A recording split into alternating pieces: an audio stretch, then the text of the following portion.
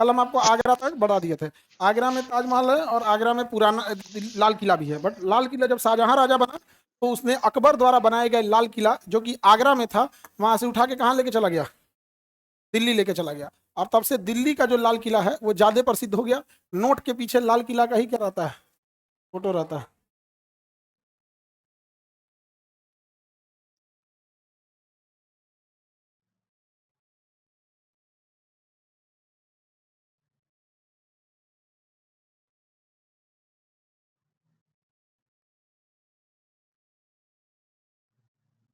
क्या भैया, ताजमहल कहाँ लेके चला आया? ये रहा ताजमहल, दिख रहा है ये ताजमहल आपको, ये एरिया बस दिखता है, ये एरिया। ठीक है, किस नदी के किनारे है? यमुना नदी। यमुना नदी के किनारे है ताजमहल, समझा क्या कि नहीं आ गया? अब ताजमहल को देखिएगा, आगे से जो गार्डन है ताजमहल का, हम लोग को बस ये वाला एरिया दिखाया जाता है और यहीं से बैठ के लोग फोटो खींच लेते हैं यहाँ से, जबकि उसके अगल बगल में इतने किले हैं सब। दिख रहा है ये ये सब किला है, सब प्रवेश यहीं से साल चालू हो जाएगा।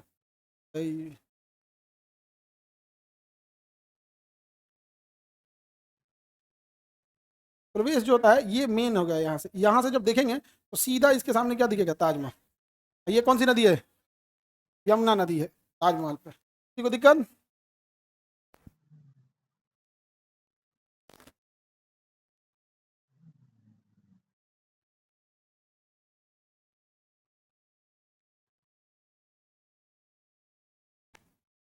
ये जो इमेज देखेंगे, हल्का सा ताजमहल कैसा पड़ रहा है, पीला पड़ रहा है। कैसा पड़ जा रहा है, पीला। ताजमहल में जो कलाकृति की, ये तो उसका गेट है जो यहाँ से एंट्री करते हैं हम लोग। मेन ये जो गेट दिख रहा है, ये यहाँ से गेट से जब यहाँ से एंट्री करेंगे तो वो वाला क्या हो जाएगा, दिख जाता है। हल्का सा पीला पड़ रहा है ये ताजमहल। पिएट्रा डोरा शैली से इसे क्या किया गया था, बनाया गया था। ताजमहल एक्चुअल में क्या है, कब्र है। किसका कब्र है? मुमताज का कब्र। शाहजहां जब बीमार पड़ा था तो ये हल्ला हो गया था कि शाहजहां मर गया। बाद में उनके बच्चों को पता चला कि तो बीमार है, तो औरंगजेब ने शाहजहां को कैद कर दिया यमुना नदी के ओ पार, और ऊपर से टुकु टुकु ताजमहल देखता था, ताजमहल देखता था। 7 साल तक कैद किया था उसको। 7 7 हटा दिया उसको, अपने बाकी भाइयों को मार दिया। बौक है पूरा ये। अरे ये 60 साल तक कैद किया था। ऐसा बोले ही आज हमारे ही गड़बड़ी, तुम्हें दिमाग काम नहीं किया? 60 साल तक कैद रखेगा। अपने पिता को कैद रखा किसने? औरंगजेब। औरंगजेब ने अपने पिता को क्या रखा था, कैद रखा था। और वहां से बेचारा टुकुर टुकुर क्या देखता था, ताजमहल। कितना उसको अजीब लगता होगा। जबकि ताजमहल को आप भाई नक्शा देखे होंगे तो बगल में भी खाली जगह छोड़ा गया था। ताजमहल के बगल में भी क्या है, खाली जगह छोड़ा गया है। वो खाली जगह किस लिए है? वो खाली जगह में काला ताजमहल बनाना था। क्या बनाना था? काला ताजमहल। देखिए, एक ताजमहल यहाँ सफेद रंग का है और यहाँ बनना था काला ताजमहल। काला ताजमहल मकबरा बनता किसका, शाहजहां का, और सफेद मुमताज का। तो मुमताज के लिए बना और इससे पहले ही मर गया। सोचिए अगर काला ताजमहल बनता, इससे भी सुंदर लगता। हाँ, ग्रेनाइट का यूज करता। किचन के स्लैब पे जो ग्रेनाइट यूज किया जाता है ना, उस पे देखिए कितना गंदगी लगता ही नहीं, उस पे ये तो गंदा हो जाता है। हाँ, लेकिन वो गंदा नहीं होता। उससे पहले औरंगजेब उठाया, पैक कर दिया किसको, शाहजहां को। हर राजा कमोबेश देखोगे इतना तो गद्दी के लिए ऐसे ही किए थे। हिंदुस्तान की जब नींव रखी गई तो भारत का जो पहला राजा था बिंबिसार, वो भी मारा गया अपने ही बेटा से, अजात शत्रु से। और जो दूसरा राजा था अजात शत्रु, वो भी मारा गया अपने ही बेटा उदयन से। और जो उदयन था वो भी मारा गया अपने बेटा। सब अपने बेटा से क्या होते गए, मारे गए। तो ये सब होते रहता है ऐसे यहाँ पे। तो ये जो सत्ता का संघर्ष होता है बहुत खराब होता है, बहुत ज्यादा क्या होता है। अपने बाप को मार दिया, कैद में डाल दिया। क्या किया, कैद में डाला, और तो भाला मार दिया। राजा इसी टाइप का। इधर कितना अच्छा क्या रहता, काला ताजमहल। फिर लड़का सब इधर देखने जाता सब। आजकल जिसको देखो ना ये ताजमहल, हालांकि धरोहर रहते हैं सब। विश्व में जो प्राचीन काल में बन गए धरोहर राजतंत्र में, वो अभी के टाइम पे धरोहर का काम करते हैं। जैसे राजस्थान में हम आपको चित्तौड़गढ़ का भी किला दिखाएं और कुंभलगढ़ का भी दिखाएं। ज्यादा मजबूत कौन है? कुंभलगढ़ के साथ सबसे बड़ा प्लस पॉइंट, उसकी दीवारें 35 किलोमीटर हैं। और कुंभलगढ़ के नीचे मैदान नहीं है, कुंभलगढ़ के नीचे पहाड़े पहाड़ है। तो दुश्मन की सेना जो है वो बाहर जाते टिक नहीं पाएगी। चित्तौड़गढ़ में क्या है, ऊपर पहाड़ है और नीचे मैदान है, यानी खेती कहाँ हो रहा है, नीचे। तो दुश्मन आके डेरा डाल दिया और खेती करने लगा। दुश्मन को अनाज मिल रहा है, पानी मिल रहा है, और ऊपर जो राजा है उनको ना अनाज मिल रहा है ना पानी मिल रहा है। और वो लोग भी एक और खराबी, तब लड़ने आते थे जब सब खत्म हो जाता था। जब एकदम दिख जाता था कि अब अनाज खत्म है, सब खत्म है, मजबूरी हो गई, तब लड़ने आते थे। और नीचे से सेना बिछाते रहता था। और कुंभलगढ़ में कुंभलगढ़ का किला हम आपको दिखा देंगे। कुंभलगढ़ का किला सबसे भारत का बड़ा किला, कुंभलगढ़ का किला। Any problem? इस साइड में आगरा मिल गया। आगरा के पास मिलेगा फतेहपुर सीकरी। फतेहपुर सीकरी आगरा के पास फतेहपुर सीकरी मिला। फतेहपुर सीकरी राजस्थान से सट के होगा, राजस्थान से सट के होगा। तो आगरा शहर की स्थापना सिकंदर लोदी ने कराया था। किसने कराया था? सिकंदर लोदी ने कराया था। और अकबर ने सोचा कि मैं भी एक शहर बसाऊंगा। सिकंदर लोदी ने सोचा, बनाया आगरा। और सिकंदर लोदी लोधी वंश का था। और लोधी वंश को उजाड़ के ही तो मुगल वंश आया था। लोधी वंश को उजाड़ के कौन वंश आया था? मुगल वंश। इसलिए लोधी वंश ने आगरा शहर बसाया। सिकंदर लोधी, इब्राहिम लोधी मारा गया, उसकी जगह बाबर आया, बाबर की जगह हुमायूं आया। ये दोनों ज्यादा दिन तक ठीक में नहीं किया। हुमायूं मरिए, हुमायूं बाबर लड़ते लड़ते मर गया। हुमायूं ढह के मर गया, गिर गया, बिछला गया सीढ़ी पे से, लसरा के धरा के गिरा, मर गया। वहां पे हुमायूं मर गया। तो कौन आया? अकबर। तो अकबर कहाँ शासन कर रहा था? आगरा में। तो सोचा कि हम भी राजा हैं, हमको भी एक नया शहर बसाना चाहिए। तो उसने आगरा के जस्ट बगल में क्या बसाया? फतेहपुर सीकरी। और कहा कि मेरी राजधानी यहाँ रहेगी। फतेहपुर सीकरी सक्सेस नहीं हुआ, क्योंकि आगरा जो से उस साइड का एरिया राजस्थान से सट जाता है, वहां पानी की कमी थी, मौसम ठीक था नहीं। लेकिन आगरा शहर बसाया किसने था? अकबर। बुलंद दरवाजा कहाँ बनवाया? फतेहपुर सीकरी। और वहीं फतेहपुर सीकरी में अकबर का क्या है? कब्र है। अकबर का क्या है? कब्र है। अकबर का कब्र कहाँ है? फतेहपुर, फतेहपुर सीकरी मिल गया। अब मथुरा, तेल शोधन कारखाना। मथुरा में क्या है? Oil refinery. बहुत बड़े एरिया में होता है ऑयल रिफाइनरी, जहां से कच्चा गाढ़ा तेल लिया जाता है, उसी से पेट्रोल बनता है, डीजल बनता है, मोबिल बनता है, केरोसिन तेल बनता है, गैस बनते हैं, सब ये सब चीज बहुत ज्यादा बनेगा वहां पे। मथुरा भी मिल गया। किसी को पागल खाना कहाँ का प्रसिद्ध है? आग, आगरा। आगरा सबसे बड़ा पागल खाना आगरा। समझ में आ गया कि नहीं आ गया? हमको लगता है अब हमको एक क्लास वहां भी लेना चाहिए। पहले हमारे में हिम्मत नहीं होती थी, हमको लगता था कैसे उनको पढ़ाएंगे। लेकिन जब हम पढ़ाना चालू किया आप लोग को ना, तो हम समझ गए कि उन सबको कैसे पढ़ाना है। नहीं समझे? कोई दिक्कत? समझ में आ रहा है कि नहीं आ रहा? आ गया समझ में? अब आगरा के नीचे देखेंगे कई शहर मिलेंगे। यहाँ पे मिलेंगे आपको फिरोजाबाद। देखिए आगरा से हल्का सा नीचे उतरेंगे, फिरोजाबाद मिल गया। फिरोजाबाद कौन सा जगह है? फिरोजाबाद मिल गया। फिरोजाबाद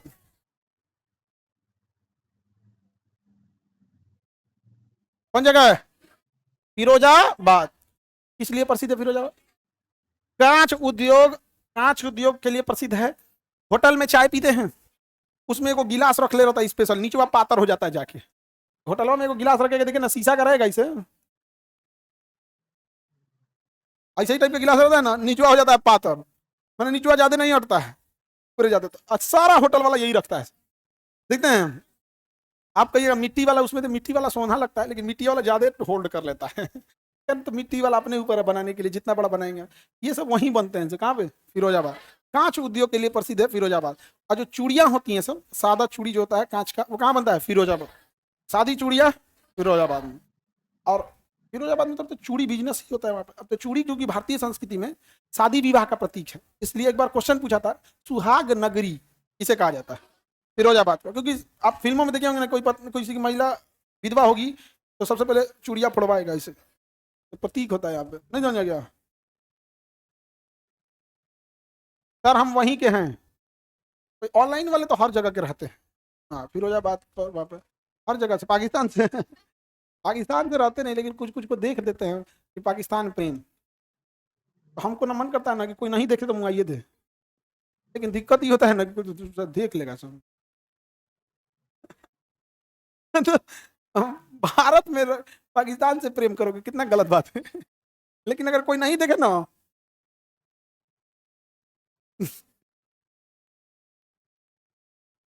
तो ये मिल गया फिरोजाबाद। कांच उद्योग के लिए प्रसिद्ध है फिरोजाबाद। कांच को अचानक ठंडा नहीं कर सकते, उसमें क्रैक आ जाता है। तो कांच को ठंडा करने के लिए कांच को हम कहते हैं अति शीतक द्रव, सुपर कूलेंट। क्या कहेंगे? अति शीतक द्रव। और उसको धीरे धीरे ठंडा किया जाता है। अचानक ठंडा करेंगे तो क्रैक आ जाएगा। इसलिए देखिएगा, अगर लैंप लालटेन चल रहा है, उसमें पानी मार दीजिएगा ना, तो उसमें क्या होता है ना, उसका अंदर का लेयर को गर्मी लग रहा है, अब बाहर का मार दिए पानी, तो बाहर वाला सिकुड़ेगा, अंदर वाला नहीं सिकुड़ेगा। तो जब एक ही लेयर जो होता है, एक सिकुड़े एक नहीं सिकुड़ेगा, तो क्रैक आ जाएगा। तो क्या हो जाता है? क्रैक आ जाता है। कई बार क्या आ जाएगा? क्रैक। और जब क्रैक आ जाएगा तो लोग कहेंगे अशुभ होता है, शीशा टूटना अशुभ। अब कहेगा क्या है? अशुभ है। टूटा शीशा नहीं देखा जाता है। तो रुको, हम एक काम करते हैं, यहाँ एगो टंगवा देते हैं, तो सबका दिन खराब कर दे हम। 3-4 को टंगवा देंगे गेटवा गेटवा सब पे। हाँ।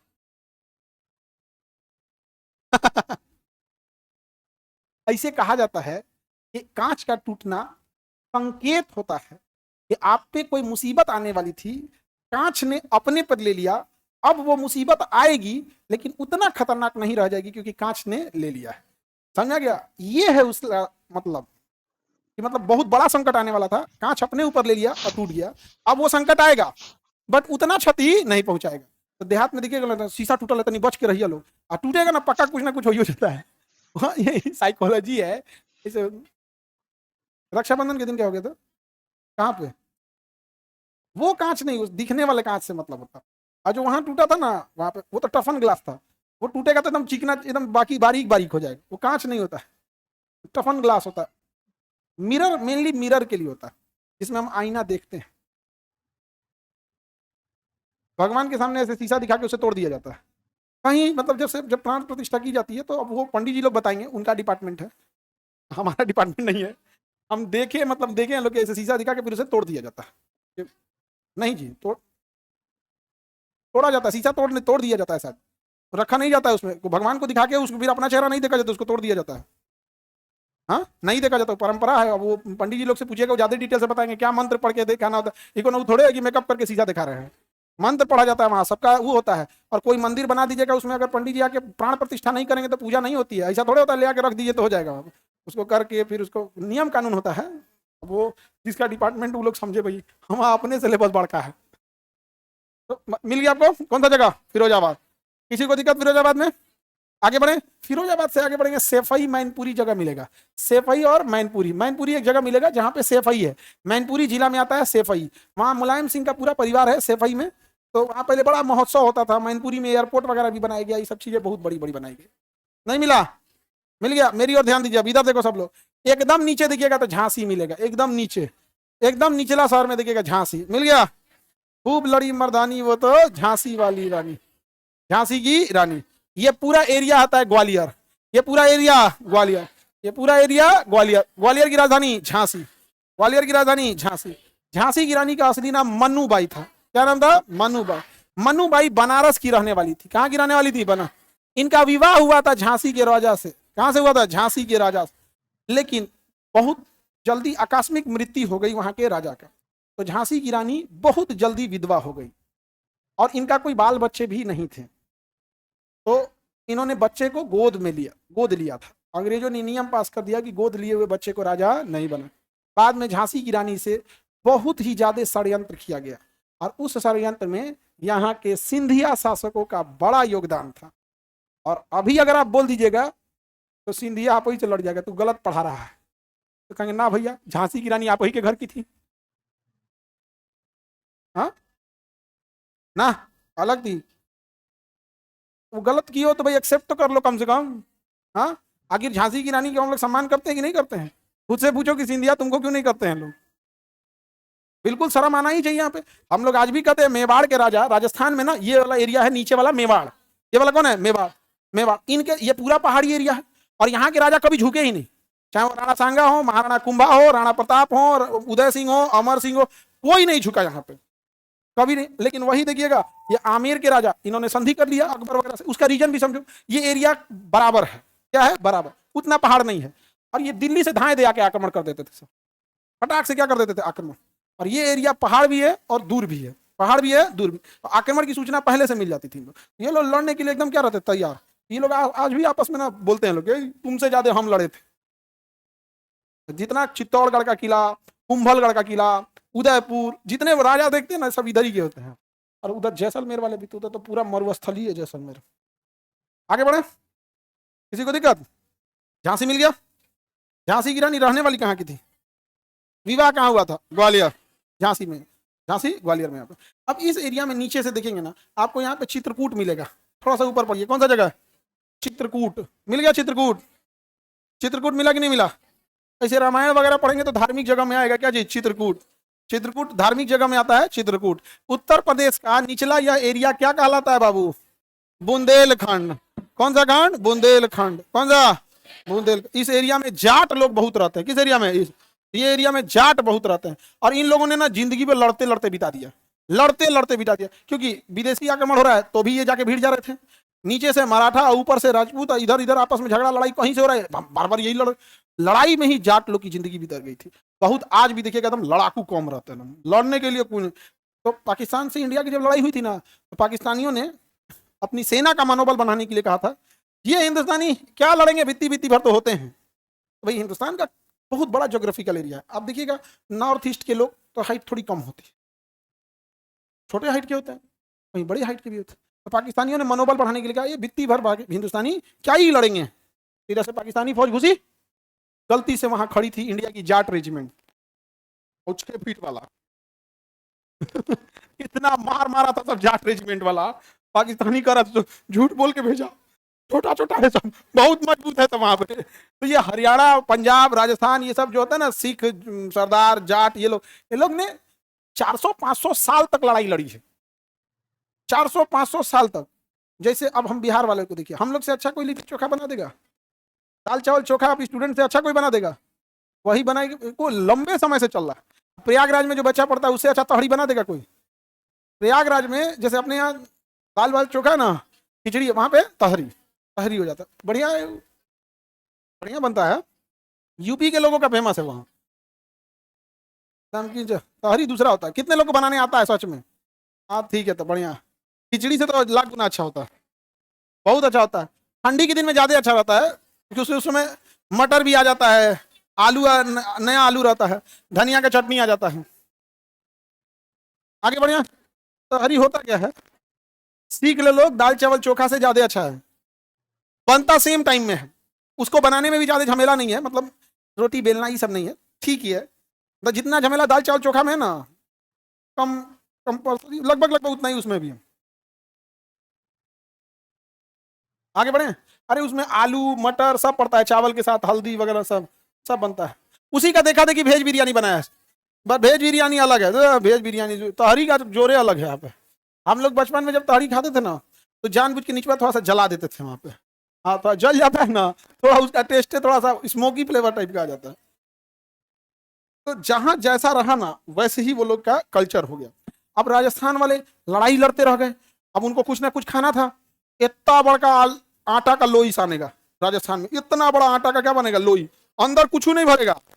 इतना बड़ा आटा का क्या करेगा? लोई से अंदर कोई, अपने यहाँ तो सत्तू भरता है ना, घाटी सत्तू भरेगा, और खूब अच्छा उसका मसाला बना के उसमें मंगरेला, लहसुन, प्याज सब डाल के खूब अच्छा अंदर भरेगा। वहां कुछ नहीं, इतना बड़ा आग में बन के रेडी हो गया। समझ गया कि नहीं? क्या वो उसे बोलेंगे बाटी, क्या बोलेंगे? बाटी। उसके अंदर कुछ नहीं है, और 5 किस्म का दाल रहेगा उसमें, अलग अलग टाइप का 5 विषय, और उसमें मसाले भी रहेंगे, सब्जी वाला मसाला, वो प्लेन दाल नहीं रहेगा।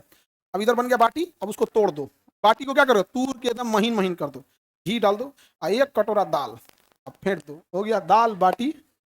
दाल बाटी हो गया, चूरमा अलग हो गया। अगर दाल की जगह घी और चीनी डाल दिए तो वो हो गया चूरमा, और अगर बाटी तोड़ के डाल दिए तो दाल बाटी हो गया। तो उन लोग की लड़ाई में जाना था उन लोग को, दिन भर भैया कभी राजा का आदेश आ जाएगा, लो भाई कहां से जाइएगा आप, वहां पे दाल चावल खाना 75 टाइप का तो नहीं ले जाएंगे। तो इतने सैनिक लड़ाई, सबसे आसान क्या लग गया? मिक्स दाल रख लिए, सब्जी की जगह जो सब्जी मसाला डालना उसी में डाल दे, ताकि सब्जी का भी टेस्ट आ जाएगा। इतना बड़ा बड़ा लोई साने, और सबको बांटना, रोटी रहेगा तो गिन गिन दो, उससे अच्छा इतना बड़ा बना दो, एक के आदमी को दे दो, लो भैया तुम फोड़ दो, दाल खा लो यहाँ पे। अब तो थोड़ा लड़ाई वाला कम है, तो थोड़ा सा साइज छोटा हो गया है खाने के हिसाब से, बट ये सारी चीजें उन लोगों ने इतनी लड़ाइयां लड़ी हैं, देश के लिए इतनी कुर्बानियां दी हैं। आज लोग कहते हैं कि जाट तो हमेशा लड़ने के लिए थे, भैया 500 साल लड़ाई लड़ा है उसने। जो कुछ बचा हुआ है ना ये हिंदुस्तान, ये इधर वालों ने लड़ भिड़ के बचाए हैं यहाँ पर, नहीं तो खा के खत्म कर दिए रहते सब, पूरा बर्बाद कर दिया रहता सब। इन लोगों ने बहुत बलिदान दिया है, और आज हम लोग कहते हैं कि इतना एग्रेसिव क्यों रहता है? आप ही बताओ, आपके 400 साल अगर हम लोग युद्ध लड़ लें, एग्रेसिव नहीं रहेगा आदमी? आगे बढ़े। किसी को दिक्कत? तो ये एरिया क्या आता है? बुंदेलखंड का। कौन सा एरिया? मस्तानी कहाँ की थी? बुंदेलखंड की। बाजीराव मस्तान, बुंदेलखंड। आगे बढ़े बाबू, किसी को दिक्कत? थोड़ा बीचों बीच में देखते हैं, कानपुर और लखनऊ। बीचों बीच में देखिए, कानपुर और लखनऊ, चमड़ा उद्योग के लिए कानपुर, एकदम बीचों बीच में दोनों शहर मिलेगा, कानपुर और लखनऊ मिला, कानपुर और लखनऊ। अब ध्यान से आप लोग देखिए, कानपुर लखनऊ मिल गया। किसी भी राज्य को डेवलप करना है तो आपको उस राज्य में कम से कम 5 से 10 बड़े शहर बसाने पड़ेंगे, और इंडिपेंडेंट शहर। बनारस का आदमी किसी चीज के लिए दूसरे शहर पर आश्रित नहीं है। इलाज के लिए, पढ़ाई के लिए, रोजगार के लिए, पर्यटन के लिए, एयरपोर्ट के लिए, रेलवे स्टेशन के लिए, हर चीज के लिए बनारस अपने आप में स्वतंत्र है। गोरखपुर अपने आप में पढ़ाई के लिए, हॉस्पिटल के लिए, एयरपोर्ट के लिए, रेलवे स्वतंत्र है। प्रयागराज हर चीज के लिए स्वतंत्र है। मुजफ्फरपुर, बिहार में आओ, मुजफ्फरपुर लीची नहीं, इंडस्ट्रीज है नो डाउट, बट एयरपोर्ट नहीं है। एयरपोर्ट, रेलवे स्टेशन की सुविधा ठीक है, एयरपोर्ट नहीं है। इलाज फट्टे रिपर करके पटना आएगा तुरंत, वहां तो नहीं दिक्कत, फट्टे बस पकड़े कहां चलाएगा पटना? बनारस का आदमी पटना आएगा, लेकिन पटना का आदमी बनारस चला जाएगा, बनारस का आदमी पटना नहीं आएगा। जो इस एरिया के लोग हैं, गोपालगंज हो गया, मोतिहारी हो गया, सिवान हो गया, ये शिवहर हो गया, मोतिहारी, बक्सर, रक्सौल, ये सारे लोग इलाज के लिए पटना आना छोड़ दिए, गोरखपुर शिफ्ट हो गए। कहां चले गए? गोरखपुर। आप में से कितने लोग इस एरिया के हैं? आप लोग बताओ, आप लोग इलाज के लिए पटना प्रीफर करते हो या गोरखपुर? हो गया, गोरखपुर शिफ्ट हो गया। अब लो, अगर बेवकूफ बनाना है, अगर बेवकूफ बनाना है तो कहो कि हम राज्य का विकास करते हैं। कैसे होगा? राज्य शहरों का संगठन है। राज्य क्या है? राज्य एक बाउंड्री है जिसके अंदर शहर रहते हैं। आप कह रहे हैं कि हम बाउंड्री का विकास करेंगे, बाउंड्री का अंदरवा करना जी। हाँ, एक राजगीर पे ध्यान दिए हैं नीतीश कुमार, क्योंकि इनका अपना गृह जिला है, गृह जिला है तो उस पर खूब ध्यान दिए हैं। लेकिन राजगीर जाने में 3 घंटा लग जाता है पटना से। कितना घंटा लगता है? 2 घंटा। कितना किलोमीटर है? 70 से 80। अगर 70 के स्पीड में गाड़ी चलेगी तो कितना घंटा लगना चाहिए? 1 घंटा। 70 किलोमीटर जाने में अगर 2 घंटा लग रहा है तो आपकी गाड़ियों की रफ्तार 35 है। शर्म की बात नहीं है? जहां एक्सप्रेसवे पर सरकार, महाराष्ट्र या उत्तर प्रदेश के एक्सप्रेसवे पर सरकारी लिमिट रखी है 120, मतलब 120 में आपका चालान भी नहीं काटेंगे, वहां हम लोग 35 पे चल रहे हैं। और दुख की बात क्या, मतलब समझो क्या, इतने पीछे हम लोग रह गए लोग ना, इतने पीछे रह गए कि एक्सप्रेसवे के जमाने में हम लोग 4 लेन से खुश हैं। जमाना किस चीज का? एक्सप्रेस। अब वैसे ही भैया, आप किसी को झोपड़ी में रखे हैं, उसको नया रेंजर साइकिल दे दीजिएगा तो खुश हो जाएगा, क्योंकि बेचारा बहुत पीछे आपने उसे छोड़ दिया है। तो ये शहर दिख रहा है, लखनऊ और कानपुर। आप बताओ, दोनों इंडिपेंडेंट शहर है कि नहीं? लखनऊ वाला कानपुर क्या करने जाएगा? कुछ करने, मतलब बिजनेस करने तो दुनिया चांद पे चल जाए आदमी, बिजनेस करने तो आप अमेरिका जा सकते हैं भैया, जहां प्रॉफिट है। मजबूरी में कोई कानपुर वाला इलाज कराने के लिए कानपुर छोड़ के जाएगा लखनऊ? नहीं, दोनों के बीच में आधा घंटा लगता है। दोनों के बीच में कितना? आधा। आप लोग तब छोटे होंगे, 2012 की बात है, 2012 में आप लोग छोटे होंगे, आज से मतलब मोटा मोटी 14 साल हो गया, 13-14 साल। आप लोग तब क्लास 4-5 में होंगे, छोटे थे। लखनऊ और कानपुर के बीच में एक जिला है उन्नाव, आप ध्यान से देखिए। मिला? उन्नाव मिला? एक उन्नाव के बाबा थे, उन्होंने सपना देखा कि उन्नाव में ना कई टन सोना दबा हुआ है। अब भारत सरकार खुदवाने लगी, पूरी दुनिया की मीडिया आई थी, पूरी दुनिया की मीडिया उन्नाव में। उस समय हम उन्नाव इसलिए गए थे कि हम लोग के साथ एक लड़का पढ़ता था, सीबीएसई बोर्ड का था, और उसका सिलेक्शन एनडीए में हुआ। तो इंटरव्यू वो दे के आया था, फाइनली उसका नहीं हुआ, मेरिट आउट हो गया, बट इंटरव्यू दे के आया। तो हम लोग, हमारा उसके बाद इंटरव्यू था, हम सोचे कि इसके घर जाते हैं, उन्नाव का वो रहने वाला था, कुछ आइडिया ले लेते हैं। हम भीड़ देखे ना, हम गिरी भाई साहब, उस समय मोबाइल का जमाना नहीं था, बटन वाला मोबाइल होते थे, कैमरा वाला मोबाइल थोड़ा ही किसी किसी में था, फोन का इतना कल्चर भी था ना, मोबाइल फोटो खींचा जाता है, केबी में फोटो खींचाता था, अभी तो एमबी में आता है। इतनी भीड़ लगी थी, इतनी भीड़ लगी थी, पूरी दुनिया की मीडिया आई थी कि यहाँ सोना निकलेगा। बाद में नहीं निकला, भारत का फजीहत हुआ, बड़ी भीड़ लगी थी, खुदवाने लगे। कौन सी में? सपना में। हाँ, जो बोले बाबा लोग को क्या जाता है, बोल के चल दिया। चाइना ने सबसे पहले इन्हीं लोग पे प्रतिबंध लगाया। चाइना में किसी धर्म के हैं, आप सार्वजनिक आके कुछ नहीं बोल सकते, जो बोलना है अपने घर में बोलिए। मुस्लिम है तो मस्जिद में बोलिए, हिंदू धर्म के हैं मंदिर में बोलिए, ईसाई हैं तो गिरजाघर में बोलिए, उसके बाहर निकले चुपचाप काम पे ध्यान दीजिए, बाहर निकल के कुछ नहीं बोल सकते। यहाँ तो सभा होता है बड़का बड़का, नहीं ये लोकतंत्र है, वो सामने बात है, दोनों का अंतर है। सभा से दिक्कत नहीं है, प्रेमानंद जैसे महाराज लोग सभा करें, कोई दिक्कत है? अच्छी चीजें सिखाते हैं। जहर घोलने वाला जब क्या होता है, थोड़ा दिक्कत होता है। तो इंसान बीमार पड़ गए तो ऐसा लगता है जैसे घर का आदमी बीमार पड़ गया है। तो कमेंट में एक लिख गया कि प्रेमानंद महाराज ऐसे बोल दिया, तो हम सुने एकदम शौक हो गए, कल डरबो किए थे उसको हमें। आगे बढ़े। कानपुर लखनऊ मिल गया। बताइए औद्योगिक शहर लखनऊ है या कानपुर? कानपुर। भीषण इंडस्ट्रीज है, हजारों फैक्ट्रीज है कानपुर। अकेले कानपुर गंगा नदी को जितना गंदा कर देता उतना कोई नहीं कर पाएगा, क्योंकि सारा कचरा कहाँ डाल देना है? गंगा। अब आप बताओ, फैक्ट्री सब कचरा डाल दे गंगा नदी में, अब साफ करो गंगा नदी।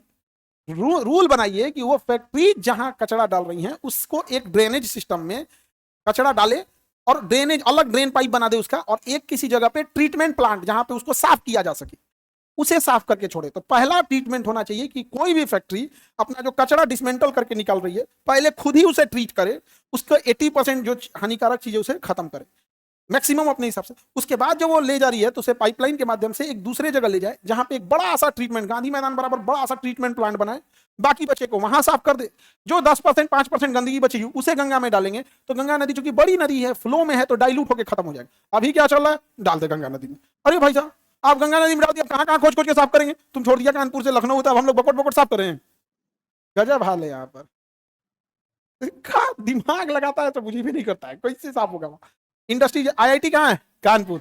आईआईटी दलहन अनुसंधान कानपुर। आई जो गुटखा उटका चालू किया था सब ना, कानपुर में एक गुटखा की फैक्ट्री थी आज से 30 साल पहले, उसकी ना पानी एक बार आया, बाढ़ आया तो उसका गोदाम में ना पानी घुस गया, उसका जो कसैली था सुपारी वो सड़ गया। लाखों की कसैली पानी में भीग के क्या हो गए? सड़ गए। अब फेंके कैसे? तो इंजीनियर, केमिकल इंजीनियर को बुलाया, कहा कि इसका यूटिलाइज करो, कहा कि इसमें कुछ कुछ केमिकल डालेंगे ना इसका टेस्ट बदल जाएगा। तो कहा टेस्ट बदल जाएगा तो लोग पान में खाएंगे कैसे? ताकि इसको अलगे पैकेट में पैक करके भेजो। तो फिर उसको सरलका को उसमें मिला उला के पैक करके भेजा, एक नया ब्रांडे निकल गया गुटखा, महंगा गया। और प्रधानमंत्री हमारे दिन रात चिल्लाते रह जाएंगे स्वच्छ भारत, जब तक गुटखा वाला रहेगा सुनना स्वच्छ भारत को नाश देगा। मुंह भर रहेगा, नॉर्मल बात रहेगा तो बतियाएगा, सीरियस बात रहेगा ना तो कोना कोना देखेगा, कोई दरवाजा देखेगा, कोई नहीं देख रहा दरवाजा, उसके बाद बतियाएगा। हर जगह गंदगी है भाई, ये कहीं कहीं थूक दे रहा है, सब नहीं देख रहे हैं। अब फिर मुंह का कैंसर लेके पड़ रहा है, 15% कैंसर माउथ कैंसर, 15% कैंसर।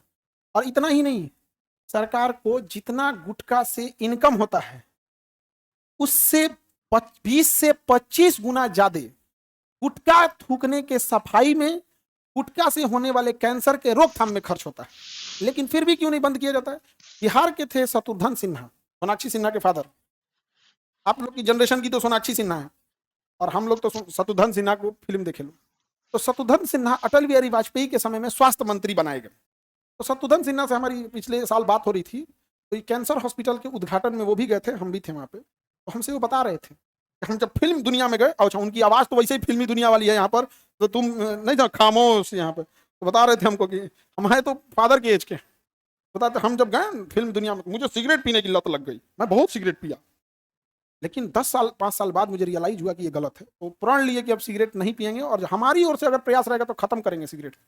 तो कोई आदमी एक्सेप्ट करता है, ये सबसे पहली चीज होती है कि अब वो उसके लिए बदलाव करेगा। एक्सेप्ट नहीं करेंगे तो, जब वो स्वास्थ्य मंत्री बने ना, तो जितने गुटखा कंपनी वाले थे उनका लाइसेंस रद्द करने जा रहे थे। तो लाइसेंस रद्द करने के लिए पहले आपको मसौदा तैयार करना पड़ेगा, उसका विधेयक लाना पड़ेगा। ऐसे थोड़ा हो गया कि आप मंत्री कल से चावल बंद ऐसे नहीं होगा, कमेटी बनानी होगी। जब कमेटी बनाई गई तो ये जो गुटखा खाने वाले कंपनी है सब बेचने वाले, किसी को 1000 करोड़ का फायदा, किसी को 2000 करोड़, कोई 5000 करोड़। ये बताओ, ऐसे 10 कंपनियां हैं जिसको हजारों करोड़ में फायदा है, अगर 100 करोड़ भी खिला दे 10 कंपनी मिलके तो 1000 करोड़ आ गया। तुम्हें क्या लगता है कि शत्रुघ्न सिन्हा चाह के गुटखा बंद कर देंगे? अरे शत्रुघ्न सिन्हा का रातों रात मंत्रालय चेंज कर दिया गया, ना स्वास्थ्य मंत्रालय में रहेंगे ना गुटखा बंद कर पाएंगे। मंत्रालय क्या हो गया था चेंज? हमको बता रहे थे कि हमारा मंत्रालय ही चेंज हो गया था, नहीं तो हम तो बंद किए रहते। अब लोग करप्शन दूर करो, करने तो आए थे एक आदमी, बंद हुआ। लेकिन हाँ बताइए, बंद हो जाना चाहिए कि नहीं? उतना ठीक चीज नहीं है सब, बहुत कैंसर वगैरह। और लखनऊ बताइए, उत्तर प्रदेश की राजधानी लखनऊ, उत्तर प्रदेश की राजधानी किस नदी किनारे? गोमती। और कानपुर किस नदी किनारे? हाँ, कानपुर गंगा, लखनऊ गोमती नदी के किनारे लखनऊ। लखनऊ के नवाब वाजिद अली शाह सबसे प्रसिद्ध नवाब थे, इतना बड़का नवाब था कि जूता नहीं पहना तो गिरफ्तार हो गए। गिरफ्तार जब हुए थे तो कहते अंग्रेज सब ना उठे नहीं थे, कहते मेरा एक जूता नहीं है, वो पहनाएगा तब जाएंगे। जबकि नवाब का जूता बिना फीता वाला होता, बस पैर डाला होता, इतना नवाब था। उनकी पत्नी जो थी बेगम हजरत महल, कम बुद्धि, सोना सुखाने जाती थी, नौकरानी कहती थी सूख के थोड़ा कम हो गया। बेगम हजरत महल ने वाजिद अली शाह के बाद 1857 की विद्रोह में भाग लिया था। कैसी भी रही, सिंधियों से तो अच्छे थे ना जी, अंग्रेजों का साथ नहीं ना दिया जी, भाग ली, दिमाग चाहे जितना भी हो, लड़ी ना जी। झांसी की रानी भले मानते हैं कि आजादी नहीं दिला पाई, अपना प्रयास तो पूरा की ना, लड़ते लड़ते शहीद हो गई ना जी, इन लोगों से तो लाख गुना अच्छी थी। तो लखनऊ को नवाबों का शहर बोला जाता है। और जो उर्दू अल्फाज, उर्दू जो भाषा है, वो बेहतरीन उर्दू देखना है तो लखनऊ की उर्दू देखिए। उर्दू मुसलमानों की भाषा नहीं है, दुनिया के किसी मुस्लिम देश में उर्दू आता ही नहीं, उनको उर्दू बोलिएगा तो उनको बुझेबे नहीं कर। मुसलमानों की भाषा अरबी है, उर्दू हिंदुस्तान की भाषा है, हिंदुस्तान के अलावे पूरी दुनिया में कहीं उर्दू नहीं बोली जाती, समझा कि नहीं। और अदब और तहजीब तरीका का शहर किसे कहा जाता है? लखनऊ। लखनऊ को इतने प्यार से बात करेगा सब जिसका कोई हद नहीं, एकदम बढ़िया। कहा जाता है मुस्कुराइए आप लखनऊ में हैं। हाँ, मिथिला में, मिथिला की भी भाषा अच्छी है, और मिथिला की भाषा बड़ी प्रेम वाली भाषा है। और उर्दू सबसे बेहतर कहाँ की? लखनऊ। बट ऐसा दिखा दिया गया कि उर्दू किसकी भाषा है? मुसलमान। मुसलमानों की भाषा नहीं है, मुसलमानों की भाषा अरबी। कोई कह दे कि कुरान उर्दू में है, उर्दू कुरान किस में है? अरबी में। कोई मुसलमानों की धार्मिक किताब किस में है? अरबी में। उनकी नमाज किस में है? अरबी में। उर्दू बोलचाल की भाषा है। और तरीका तहजीब का शहर है लखनऊ। लखनऊ का इमाम बाड़ा, जो वहाँ का राजा का वो था, वहाँ पे जब जाइएगा देखने तो दो जगह लखनऊ में जरूर जाइए, एक इमाम बाड़ा और एक अंबेडकर पार्क। जब मायावती जी वहाँ की क्या थी, मुख्यमंत्री, तो लखनऊ में उन्होंने बनवाया था अंबेडकर पार्क। वैसा पार्क के आज ले हम ना देखे, इतना खर्चा किया गया उस पार्क में।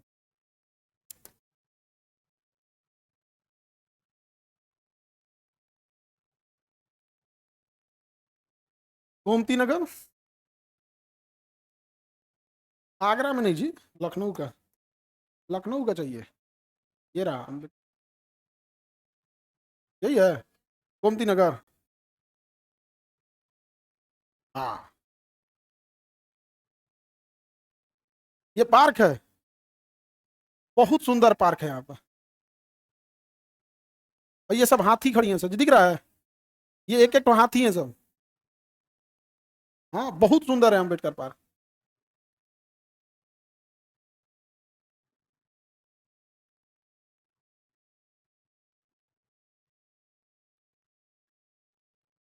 बहुत बड़ा पार्क है यहाँ पर, बहुत सुंदर है। और हाथी है, बड़ी बड़ी हाथी है, आज हम सब लाइन से लगाई गई से। यहाँ पे जितना दिख रहा है ना, ये सब पत्थर की हाथी है सर, देखिए हल्का सा दिख भी रहा होगा आप लोग को। हाथी लग रही है।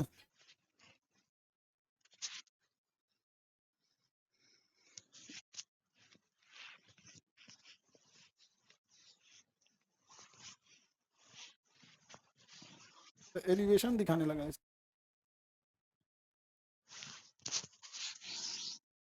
अम्बेडकर पार्क दिख गया, किस शहर में? गोमती नगर। लखनऊ का सबसे डेवलप एरिया कौन सा है? गोमती नगर।